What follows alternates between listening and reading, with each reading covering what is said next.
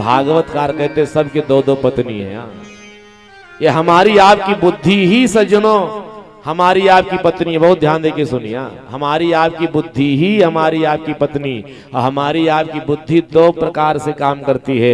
एक बुद्धि कहेगी चलो कथा सुनने, दूसरे कहेगी कथा सुनने चलोगे 4 घंटे चल के बैठना पड़ेगा, शरीर को कष्ट होगा, घर का ये काम छूट जाएगा, व्यापार में नुकसान हो जाएगा। क्यों जाएं?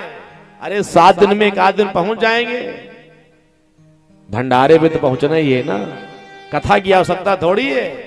ये जो 2 प्रकार की विवेक बुद्धि हमारे जीवन में काम करती है ना, यही 2 पत्नी है।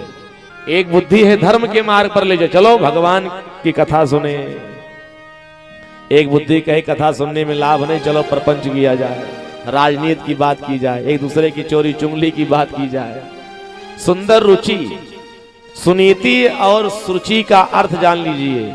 सुनीति का मतलब होता है सुष्ठ नीति इत सुनीति।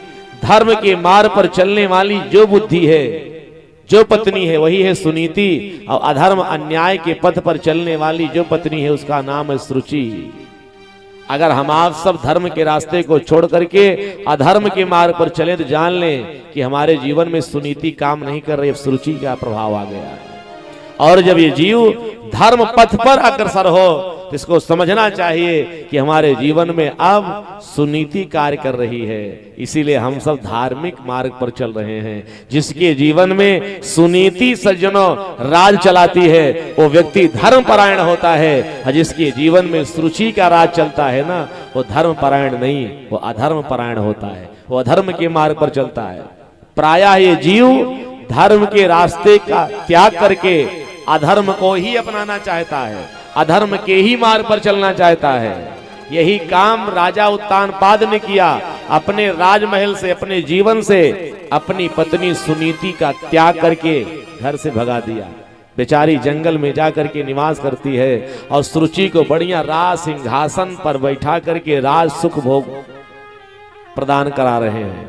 सुरुचि को राजमहल में स्थान मिला है। यही काम तो हम आप करते हैं। अपने जीवन की सुनीति का त्याग करके, धर्म के रास्ते का त्याग करके काम, क्रोध, मद, लोभ, ईर्षा, द्वेष, पाखंड, घमंड को ही अपना सर्वस्व समझ रहे हैं। धन, दौलत, मकान, दुकान, पद, प्रतिष्ठा पर ही हमारी आपकी नियति है। बस याद रखना, यही काम तो कर रहे हैं। सुनीति बेचारी जंगल में रहती है। यही बात तो गोस्वामी जी ने भी कहा है, जो हम आपसे सुन रहे भागवत में। अंतर केवल इतना है कि गोस्वामी जी ने सुनीति और सुरुचि का नाम बदल दिया। गोस्वामी जी ने सुनीति को सुमति बता दिया और सुरुचि को कुमति बता दिया। बात वही है। गोस्वामी जी की भाषा में सुनने का प्रयास करिए।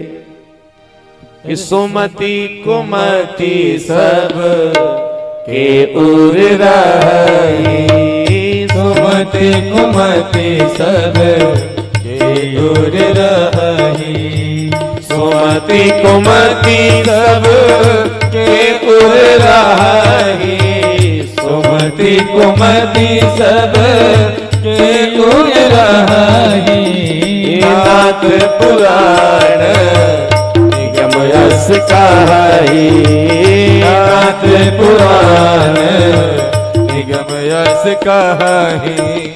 जहाँ सुमति तहाँ संपत्ति नाना, जहाँ सुमति तहाँ संपत्ति नाना, जहाँ कुमति तहाँ विपत्ति निधाना, जहाँ कुमति तहाँ विपत्ति निधाना। गोस्वामी जी ने क्या किया? सुनीति सुरुचि का नाम बदल के सुमति और कुमति रख दिया। अब कह क्या रहे हैं? सुमति और कुमति सबके हृदय में जीवन में रहती हैं। वही बात तो भागवतकार भी तो बता रहे हैं कि सुरुचि सुनीति सबके जीवन में है। याद रखना, अगर जीवन में सुख चाहिए तो सुनीति के मार्ग पर चलो, सुख चाहिए तो सुमति को अपनाओ। अगर जीवन में कष्ट चाहिए, दुख चाहिए तो सुनीति का त्याग करके सुरुचि के चक्कर में पड़ जाओ, सुमति का परित्याग करके कुमति को अपना लो। जिसने अपने जीवन में कुमति के रास्ते को स्वीकार किया उसके जीवन में नाना प्रकार के कष्ट, नाना प्रकार की विपत्तियां, नाना प्रकार के दुख आएंगे। और जिसने सुमति को स्वीकार किया है वो नाना प्रकार का सुख प्राप्त करेगा। सुमति के यहाँ, सुनीति के यहाँ ध्रुव जी का जन्म हुआ। ध्रुव यानी विवेक का जन्म हुआ। बहुत ध्यान दे की कथा सुनिए।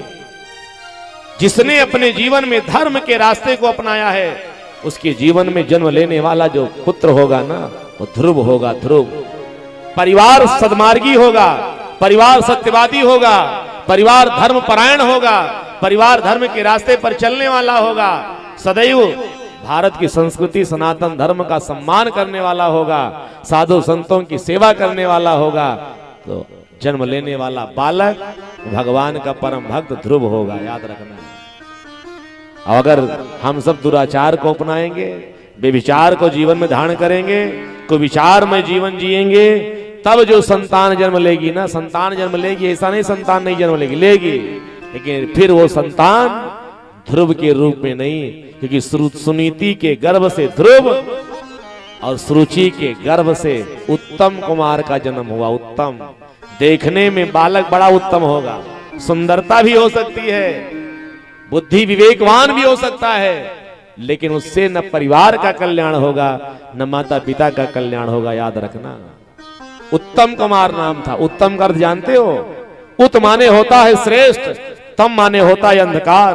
फिर परिवार में, जीवन में, घर में, कुल खानदान में घनघोर अंधेरे का, अविवेक का आपने जन्म दिया है, अज्ञान को आपने जन्म दिया है, और उस अज्ञान से हमारे आपके जीवन का कभी कल्याण हो ही नहीं सकता, याद रखना। परिवार का, कुल खानदान का कल्याण सदैव प्रकाश से होगा, ज्ञान से होगा, विवेक से होगा, ध्रुव से होगा, कभी उत्तम से नहीं हो सकता। इस बात को याद रखना।